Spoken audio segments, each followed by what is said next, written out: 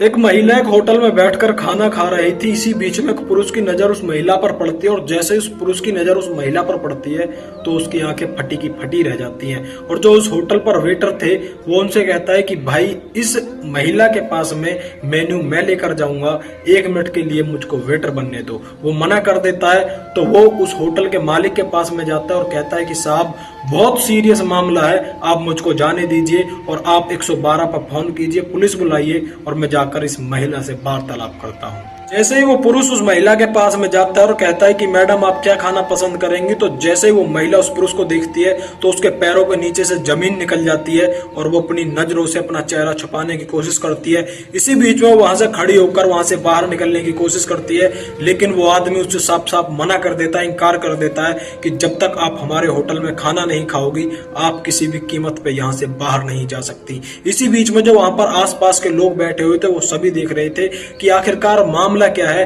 ये दोनों बहस क्यों कर रहे हैं। इसी बीच में पुलिस आती है। दरअसल वो आदमी जो होता है वो अपनी ही पत्नी से बात कर रहा था, जिसके कत्ल में वो करीब करीब 2 साल जेल के अंदर काट कर आया था। करीब करीब 4 साल 4 महीने पहले उसका कत्ल हो जाता है और उसी के कत्ल में वो 2 साल जेल काट कर आ जाता है। राम राम, नमस्कार, सत श्री अकाल, जय हिंद। दोस्तों मेरा नाम है जीत सैन और ये सच्ची घटना है कर्नाटक प्रदेश के मैसूर की।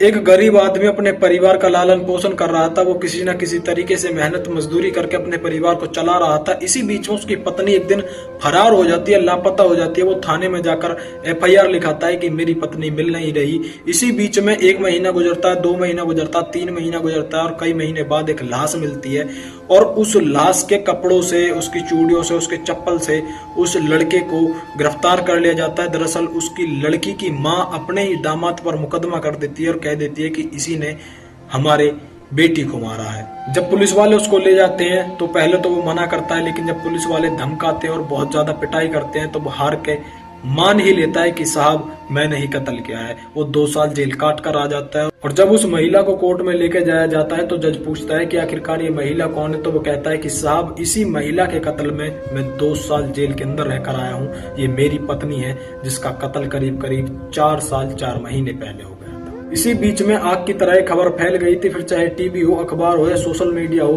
कि कोर्ट में एक भूत आई है, एक मरी हुई लड़की पेशी पर आई है। दोस्तों इस वीडियो का उद्देश्य किसी को डराना धमकाना बिल्कुल भी नहीं है, बल्कि आपको जागरूक करना, आपको सचेत करना है। और इस केस में जो भी आरोपी है कोर्ट उसको कड़ी से कड़ी सजा दे। और आप सभी की राय क्या है कमेंट सेक्शन में जरूर बता देना। Thank you so much. जय हिंद।